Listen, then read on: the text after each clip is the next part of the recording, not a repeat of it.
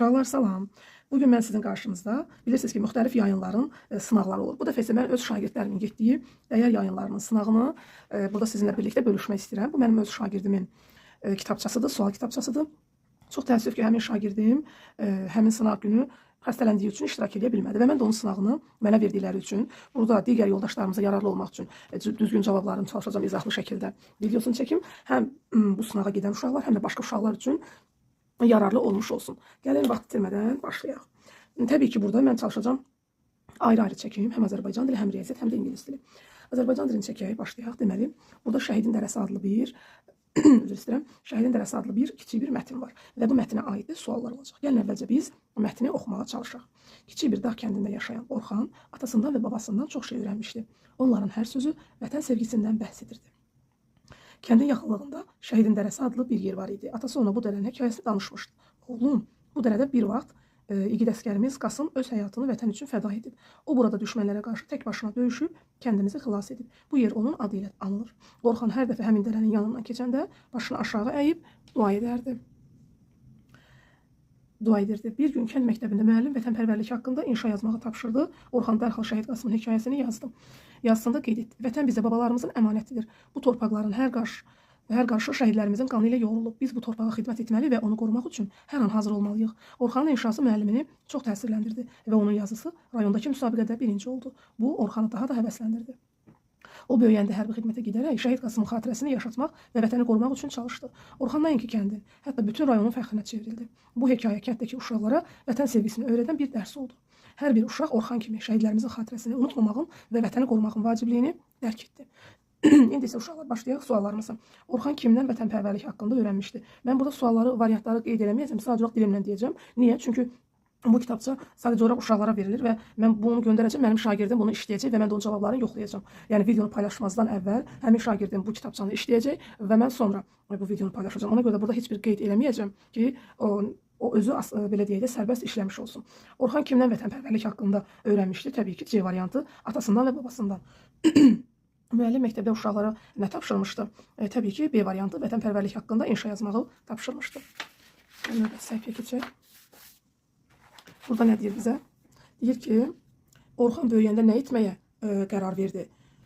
Hərbi xidmətə gedib vətəni qorumağa qərar verdi. B variantı. Şəhid Qasımın dərədə etdiyi qəhrəmanlıq nə idi? Burada uşaqlar onu mətnimizdə var idi ki, kəndi düşmənlərdən qorumaq üçün tək başına döyüşməsi idi. A variantı. 5-ci sual. Hekayənin əsas ideyası nədir?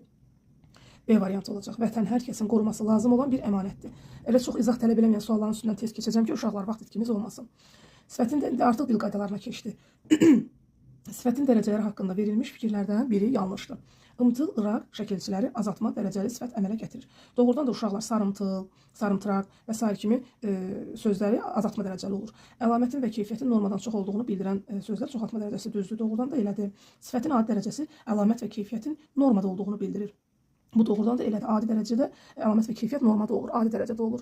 Sonuncu isə balaca sözü çoxaltma dərəcəsində işlənən sözdür. Bu D variantı səhvdir. Çünki balaca sözü adi dərəcədədir. Bax, balaca olsaydı, bu təbii ki, çoxaltma dərəcəsi kimi götürə bilərdik. Amma bu səhv deyil. Deməli, səhv olan hansıdır? D variantı. 7-yə keçirik. Verilmiş xüsusiyyətlər hansı sözə aiddir? Mənsubiyyət şəkilçisi qəbul etmişdir, mücərrəd isimdir. Burada mücərrəd ismi görürük deyə biz elə birinci mücərrəd ismi axtarırıq, arzunuz. Sonra baxırıq, mənsubiyyət şəkilçisi qəbul edib arzunuz, sizin arzunuz. Bəli, təbii ki, burada həm mücərrəddir və həm də neyiniyib, mənsubiyyət şəkilçisi qəbul edib A variantı. Gəlin keçək bu tərəfə. Sual işarəsinin yerinə hansı sözlər yazılsa, diaqram doğru tərtib olmuş olar. Deməli, ortada nə verib bizə? Kəmiyyət zərfi. Bunun kənarında kəmiyyət zərfləri olmalıdır. 3 dənə. Gəlin baxaq. Burada tamam sözü var, bu variant ola bilməz. Çox, bir qədər, dəfələrlə. Aha, variantın budur, amma yenə də digərlərinə baxaq. Bir xeyli, azca, irəli. İrəli artıq burada tərz hərəkət zərfi olduğuna görə kəmiyyətə yaza bilmirik. Burada da çoxdan, azmaz kəmiyyətdir, amma ara bir necə bu da tərz hərəkət zərfi olur və ona görə də mənim variantım B variantı. Çox, bir qədər, dəfələrlə. Davam edirik. Hansı sözdə o sayti, A sayti kimi tələffüz olunur? Kombayn olur, konkret olur, kompas deyə bilmərəm, komediya. Deməli, variant nədir? B variantı, kompas. Kompas elə kompas olur, o aya çevrilir. Gəncə sözü hansı cümlədə adlıq halda işlənir? Biz bilirik ki, adlıq halın yanında heç bir şəkilçi olmur. Gəncə günü gündən gözəlləşir. C variantı. Hansı cümlədə zaman zərfi işlənmişdir? Zaman zərfi nədir uşaqlar? Zaman mənası bildirir. Burada baxan kimi axşam tərəfi. Axşam tərəfi nədir? Zaman zərfidir. Burada amma zaman zərfləri yoxdur. Cavab A variantı. Keçirik sonuncu, bu səhifədə sonuncuya. Nə deyir bizə? Səhv yazılmış sözləri cədvəldən çıxarsaq, cədvəl hansı formada olar? Faciə düzdür, daimi səhvdir, daimi çıxacaq. Ehtiyaclı 2 olmur, bu da çıxacaq. Hədiyyədə 2 olur, bu da çıxacaq. Deməli, faciə, zəfəran, təşkil. Buradan 3-dən belə. Cavabın B variantıdır. Bura keçək. Burada bizə nə deyir? Deyir ki, verilmiş sözdə, düşür videoya görəsən, düşür deyəsən. Verilmiş sözdə işlənmiş şəkilsən ardıcıllığını müəyyən elə. Deməli, siz yaxşı olar ki, elə kitabın üstündə bunu ayırasınız kök və şəkilçiyə. Mən sadəcə dediyim kimi şagirdimin sual kitabçası olduğuna görə mən heç bir qeydiyyat üstündə götürmürəm. Sözün kökü nağıl, sonra nağıllar, cəm şəkilçisi, nağıllarınız, mənsubiyyət, dalında çıxışlıq aldı. Gəlin baxaq. Cəm, mənsubiyyət, çıxışlıq hansında var? Cəm, mənsubiyyət, çıxışlıq. Cavab C bəndidir. Sifətin çoxaltma dərəcəsi düzəlmir. Lapla düzəlir, tündlə düzəlir, zillə düzəlir. Bu yalnız yazmaq istəyirlər yəqin səhv gedib. Yalnız, qara azaltma dərəcəsinindir. Yalnız deyil, yalnız qara yalnız. Deməli, lap qırmızı, tünd qırmızı, zil qırmızı işlədirik. Amma qara yalnız sözü azaltma dərəcəsidir. Deməli, cavabım C variantıdır. Hansı cümlədə altından xətt çəkilmiş söz bir heyecalıdır? Uşaqlar, bir qism. Qismdə düşmür. Yəni, bu 2 heyecalıdır. Fikir 2 heyecalı, fəsil 2 heyecalı, amma hüzün sözündə zıdan sonra ü saiti olmur, hüzün. Və bu da bir heyecalıdır, B variantı. Yiyəlik halda olan ismin işləndiyi cümləni müəyyən edir. Deməli, yiyəlik hal nə idi? In. Burada baxanda, yəni axtarmağa ehtiyac yoxdur. Zavodun sözü var və bu zavodun sözü də yiyəlik haldadır, A variantı. Gəlin keçək bu tərəfə. Burada bizə nə deyir? Deyir ki, klassiteri tamamlayan sözləri seçin, yazılışı doğru olan sözləri seçin. Fənsəfdir, həlsəfdir, rəhim sözündə i olmur. Deməli, həsr düzdür, sədr düzdür, mətn düzdür. Deməli, 2, 3, 6. D variantı, 2, 3, 6. Hansı mürəkkəb zərfin yazılışı doğru deyil? Ara 1, hər gün, gecə gündüz düzgün yazılıb, amma başdan ayağa defislə yazılmalı idi. Bunlar isə bizə aralı yazıblar. Deməli, bizim düzgün variantımız C variantıdır. Sual işarəsinin yerinə hansı fikir yazıla bilər? Baxan kimi artıq uşaqlar digərlərini müzakirə etmədən görürük ki, burada variantla verib ahəng qanunu pozulmuşdur. Doğrudan da hər iki sözdə ahəng qanunu pozulub. Buraxılmış hərflər haqqında verilmiş fikirlərdən hansı doğrudur? Burada nə olacaq? Müalicə. Müalicə qalındır uşaqlar. Xeyr. Deməli, bu variant deyil. Çünki bilir ki, hansı doğrudur? Bu səhvdir, bunun üstündən keçirik. Poema dodaqlanan saitdir. Burada o, bəli, dodaqlanan saitdir. Büllur dodaqlanmayan saitdir. Büllur, dodaqlanmayan saitdir uşaqlar. Montaj incə saitdir. Deməli, burada uşaqlar bizə nə demişdi? Hərflər haqqında demişdi? Doğrudur. Üyə qalın demişdi, səhv idi. Poemada o dodaqlanan düzdür. Bu, büllur, dodaqlanmayan səhvdir. O incə sait deyil, qalın. Deməli, burada düzgün variant nə oldu uşaqlar? B variantı, poema. O, dodaqlanan saitdir. Keçək digər növbəti səhifəmizə. Burada nələr var? Keçib riyaziyyata. Gəlin beləyim. Mən riyaziyyat üçün bir qaralama çıxardım ki, bunun üzərində heç nə işləməyim. Burada mənim özümün qaralamam var. Sinif kitabı. Başlayaq. Birinci sualda bizə nə deyir uşaqlar? Birinci sualda bizə deyir ki, ABC üstəgəl 382 bərabərdə 1056. Deməli, mən əvvəlcə nə etməliyəm? A, B və C rəqəmlərinin, hərflərinin yerində olan ədədlər, rəqəmlər tapmalıyam. Neyəcəm? 1056-dan çıxacam 382-ni ki, mən tapım görüm. Bunlar hansı rəqəmlərdir? 4. Buradan 5 bir vahid olunluq götürürəm. Bu 7, burada 9 olmuş. 9-da 3, 6 deməli. 6 A-dır, 7 B-dir, 4-də C, düzdürmü? Belə olarsa deyir, 2007-dən onu toplayıram. Deməli, üzərinə nə gəlirəm? 2007 gəlirəm. 1 yazıram, 1 yadda. 8, 6, 2. MNPK-nın 4 rəqəmisini soruşur. 2681. Deməli, doğru cavab nə oldu? D variantıdır, 2681. Davam edirik. 1289 və 912 ədədlərini yüzlüklərə qədər yuvaraqlaşdırıb fərqini tapın deyir bizə. İndi necə yüzlüklərə qədər yuvaraqlaşdıracaq? Yəni, yuvaraqlaşdıraq. 1289-u yuvaraqlaşdırsam, nəyə qədər? Yüzlüklərə qədər. Deməli, burada qarşıda 8 varsa, qaydaya uyğun olaraq bu olacaq nə? 1300. Bəs 912 görək neçə olacaq? 912-yə baxaq. Yüzlüklərə qədər yuvaraqlaşdırda bu, təbii ki, 900 olaraq qalacaq. İndi deyir ki, onların fərqini tapın. 1300-dən 900 çıxanda uşaqlar hesablamağa ehtiyac yoxdur, 400 qalır. Cavabım C variantı 400. Davam edək. Bu ədədlərin cəmini tapın. Gəlin tapaq da. 2498, 178. Özüm sütunla yazıram ki, sürüşdürmədən yazsaz, sizin də heç vaxt belə bir səhviniz olmaz. Yəni, heç vaxt belə səhv etməzsiniz ki, sürüşdürmə olar, misalın cavabı səhv alınır. 8, 8, 16, 16-nın üstünə 5, 21. 1 yazıram, 2 yadda. 6, 6-nın üstünə 7, 13, 13-ün üstünə 9. İlədi neçə? 22. 2 yazıram, 2 yadda. 4, 5, 2 də yadda, 7, bu da 2. Baxaq, B variantında həmin sualın, misalın cavabı var. Ticarətçi birinci gün bu qədər, ikinci gün isə birinci gündən bu qədər az buğda satdı. Ticarətçi ikinci gün neçə kiloqram buğda satdı. Burada uşaqlar gördüyünüz kimi 2 gündə cəmi nə qədər soruşmur. Yalnız ikinci günü istəyir. Ona görə də mən nə edəcəm? Az dediyinə görə birinci gündən ikinci günü çıxacağım. Sadəcə olaraq bunu eləyəcəm. Yəni əlavə bir misal hesablamağa 16326-dan mən çıxacağım nəyi? 1463-ü. 3, 6, 8, 4, 1. 14000 863. Burada cavabımız var. D variantı. Davam edək. 3 rəqəmli 2 ədədin cəmi 647-dir. Bu ədədlərdən birini 30 vahid artırıb, digərini 17 vahid azaltsaq cəmi necə dəyişər? Uşaqlar, ədəd 647-dir. 3 rəqəmli 2 ədədin cəmi burada, düzdürmü? Mən bu cəmdəki bu ədədlərin hansı olduğunu tapmağıma ehtiyac yoxdur. Sadəcə olaraq burada cəmi necə dəyişdiyini soruşur. Ona görə də mən istənilən bir ədədi, belə deyək də, 30 vahid artırıb 17 vahid azaldıramsa, 30-dan 17 çıxıram, cavab nə olur? 13. 13 vahid artır. Yəni, cəmdəki dəyişiklik 13 vahid artır. Hansı ədəd olmağından asılı olmayaraq D variantı 13 vahid artar. Cavabım budur. İndi davam edirəm. Bundan bunun fərqini çıxdır. Əslində bunlar çox üzr istəyirəm uşaqlar. Səsim düzəlməyi bilmir. Deməli, adi çıxmada sadəcə olaraq mən variant sual qalmasın deyə işləyirəm. Deməli, burada nədir? Burada 8, burada 1, burada 7, burada artıq 0-dır. Deməli, neçədir? 718 A variantı. Gəlin keçək bu bir tərəfə. Görək burada nələr var? Nələr var burada? Deyir ki, A bu olarsa bunu topla. İfadənin qiymətini tapacaq. Deməli, A-nın qiyməti 3271-dir. Bilirsiniz ki, belə bir ifadələrdə birinci nə olmalı uşaqlar? Mötərizənin içi işlənməlidir. Ona görə də mən 3271-dən çıxacam nəyi? 1265-i. 6, 0, 0, bu da oldu 2, 2006. Və sonra bununla bunu toplayacağım. Bax, bununla bu mötərizədən aldığım cavabı toplayacağım. 2576. 2, 8, 5, 4, 4582. Baxaq, C variantındadır. İndi bizə nə deyir? Ən böyük 3 rəqəmli ədədi ilə ən kiçik 3 rəqəmli ədədin cəmini tapın. Deməli, ən böyük 3 rəqəmli ədədimiz hansıdır uşaqlar? Bura düşür həll ediyor. 999. Həm böyükdür, həm də 3 rəqəmlidir. Burada uşaqlar diqqət etməli olduğumuz bir məqam var ki, bəzən deyir rəqəmləri müxtəlif olsun, tək ədəd olsun, cüt ədəd olsun, yəni diqqət etmək lazımdır. Burada bizdən tək cüt heç nə istəməyib deyə mən də 999 götürdüm. Ən kiçik 3 rəqəmli ədəddə isə nədir? 100-dür. Bunların cəmini istəyir bizdən. 9, 9, 10. 1099. Cavabım C variantı 1099 olacaq.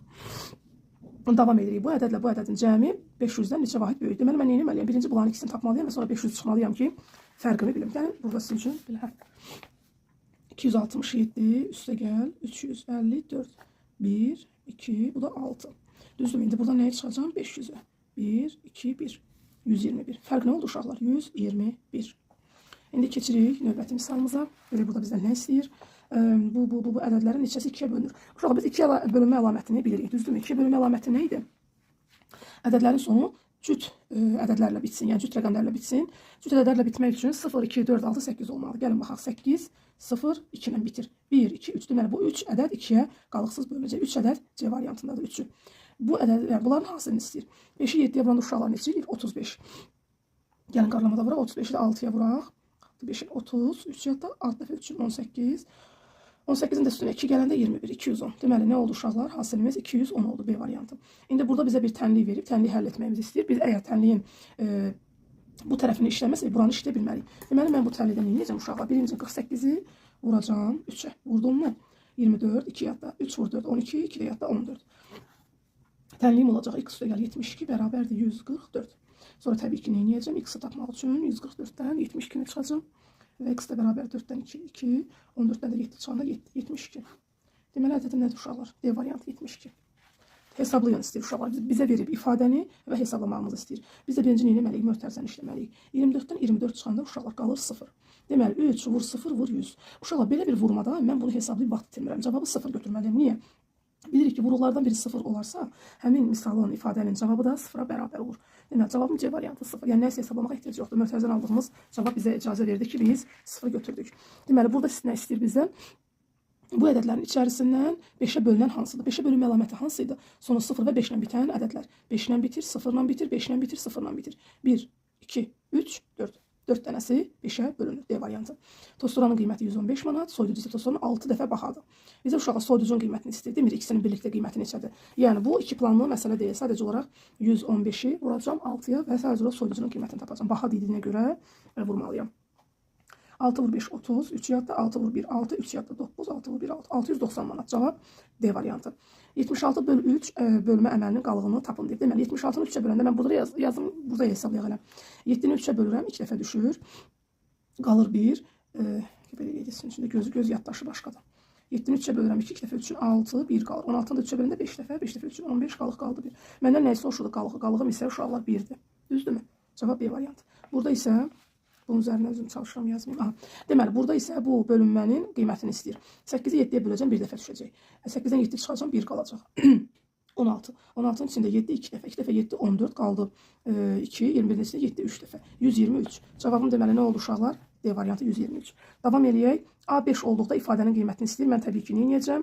Əvvəlcə mötərizənin içini işləməliyəm. Mötərizə nə verib? 218 üstə gəl 324-ü verib. 2 3 4, bu da ki 5. Oldu mu? A-nın qiyməti isə 5-dir. Mən A-nı mötərizəyə vurmalıyam. Mötərizə 542-dir. 542-ni də vuracağım 5-ə. 5 vur 2 10, 1 yadda. 20, 21, 2 yadda. 25, 27. 2710. 2710. Cavabım D variantı. Vüsalın boyu atasının boyundan 4 dəfə qısadır. Yəni azdır. Vüsalın atasının boyu 176 cm. Olarsa Vüsalın boyundan. Deməli, ata 176-dır. Vüsal da ondan 4 dəfə. Dəfə dediyinə görə nə edəcəm uşaqlar? Böləcəm. Deməli, 176-nı böləcəm uşaqlar nəyə? 4-ə. 17-nin içində 4. 4 dəfə. 1, 16-cı 4. Sən demə, Vüsalın boyu 44 cm imiş. İndi uşaqlar burada hasili tapmağımızı istəyir. Misalı verib bizə. Gəlin baxaq. 4, 6, 24. Gəlin burada yazım elə siz də görün. 246-nı 4. Yəni siz burada işləyə bilərsiniz. Mən bayaq dedim. Sadəcə mən özüm əl vurmuram ki, şagirdimin də bu mənim deyil. Həmişə harasa gedəndə sizi nəzərə alıram, bir dənə də artıq çıxartdırıram. Amma bu elə sınaq idi ki, buradan əlavə götürmədim də.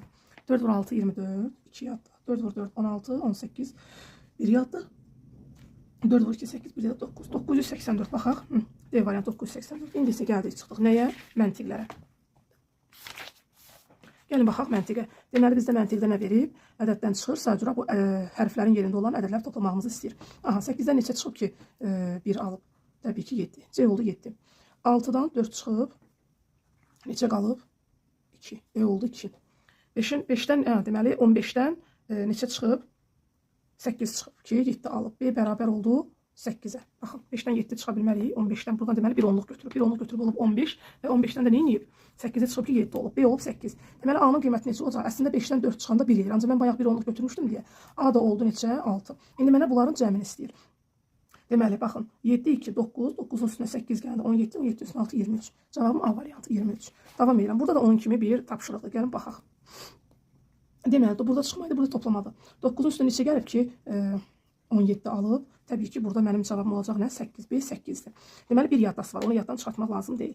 6-nın üstünə 3 gələndə, deməli, neçənin üstünə 6 gəlib ki, 13 eləyib. Təbii ki, mən deyərdim ki, burada 7-nin üstünə gəlib 6-nı. Amma burada bir onluğum da var deyə, bura 6 yazıram. Çünki 6-nın üstünə 6 gəlib, alıb 12, bir də yadda olub 13. Yenə bir yaddadır. İndi 8 yazmıram. 8-in üstə 0, 8, bir də yadda 9. Deməli, D oldu neçə? 9. Burada da hər halda 3-ün üstünə 7 gəlib ki, 10 alıb. C də oldu neçə? 7. İndi mənə nə deyir? Yenə də bunların toplanmağını istəyir. Gəlin toplayaq bir yerdə. 14, 14-ün üstünə 9 gəldi. 23, 23 üstünə 7, 30.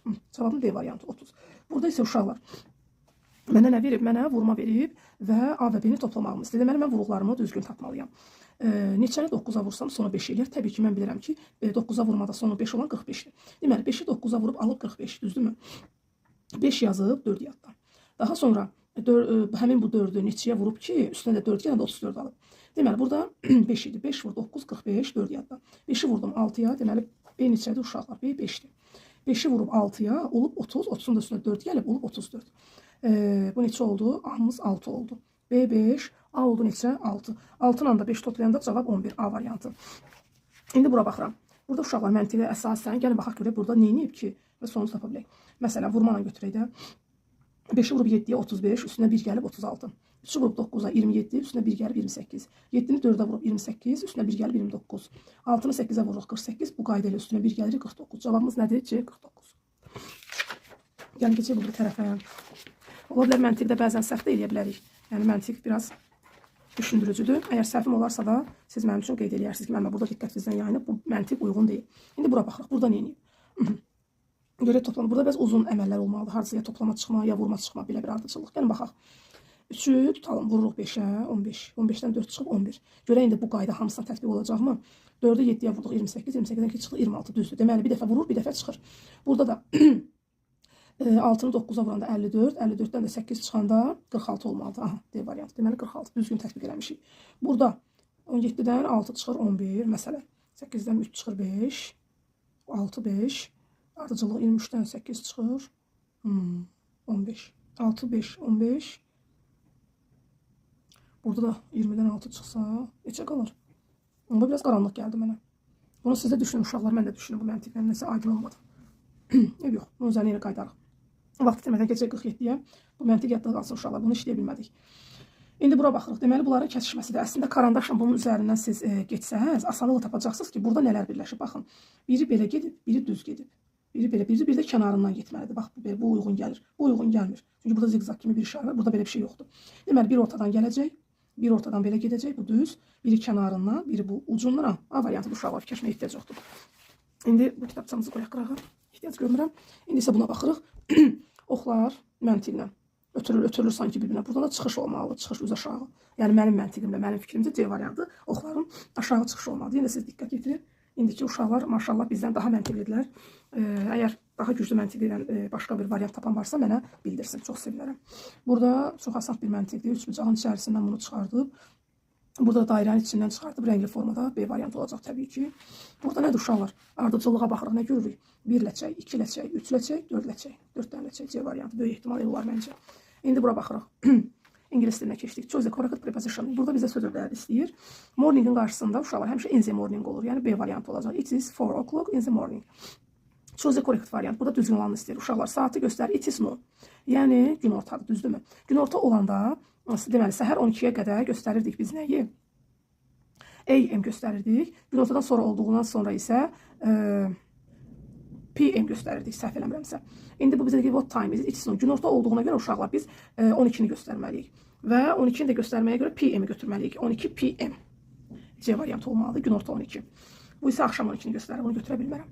Davam edirəm. It's 6 o'clock in the afternoon. Yəni günortadan sonra, 12-dən sonra axşam tərəfi günorta 6 nə olacaq? O da PM olacaq. Günortadan sonra 6. 12-yə qədər AM, 12-dən sonra isə PM. Bu olmalıdır. 6 PM. Məncə bu olmalıdır elektrondan. İndi buna baxaq uşaqlar. Choose the correct variant. Time, what time do you? Sən nə vaxt, bu nədir? Get up lunch olmalıdır. Sən nə vaxt səhər yeməyi yeyirsən? Yəni qəlyan altı yeyirsən. Choose the correct variant. What time do Lisa and Claire go to school? Deyir ki, uşaqlar nə vaxt məktəbə gedirlər? Bu, məncə Ətnonlarda, yəni bax, with friends bizdən vaxtı soruşduğuna görə biz vaxtdan bir cavab verməliyik. With friends dostlarıyla gedir, vaxt aidiyyatı yoxdur. Homework, ev tapşırıqlarını edir, bu da uyğun gəlmir. At school məktəbə gedirlər, burada onsuz da skula məktəbə getdiklərini bildirir. Ətnon B variantını götürəcəm. Choose the correct variant. Your homework Tom. Deyir ki, öz dərslərini elə. Do olacaq da yəqin ki. A variantı, dərsləri, tapşırıqları belə. Məhz, yəni uyğunlaşdıracaq bir-birinə. A time of day, günün vaxtı. A month, ay, a number, say. Deməli, say 20. Month, ay, cu olacaq. A time of day, afternoon. Günün bir vaxtı afternoon. Gün oldu deməli 1C, 2 ayda da A. 1C, 2A, 3B. 1C, 2A, 3B C variantı olacaq. Uşaqlar bu qədər. Yəni, arxada rus dili var, rus dilinə izahım vermədim. Çünki əksər siniflər, yəni mən öz nəzərimə tutduğum siniflər ingilis dilindən dərsliyi, ingilis dili, yəni tədris olunurlardı. Ümid edirəm az da olsa yardımcı oldu. Növbəti sınaqları əgər rastıma düşərsə, şansım olarsa, tapsam belə bir kitabça mütləq ki sizin üçün çəkəcəm. Mən bunu şagirdlərim üçün də çəkdim ki, onlar asanlıqla özlərini evdə yoxlasınlar və inşallah ki, onlara sertifikat düşməyini, düşməməyini mənim bu videomla öz ballarını hesablayıb bilərlər. Çünki bilirsiniz ki, bu sınaqlarda yüksək bal toplayan uşaqlara sertifikat, daha yüksək toplayanlara isə hədiyyə verilir. Mən də sizin sertifikat və hədiyyə qazanmanızı arzu edirəm. Hələlik uşaqlar.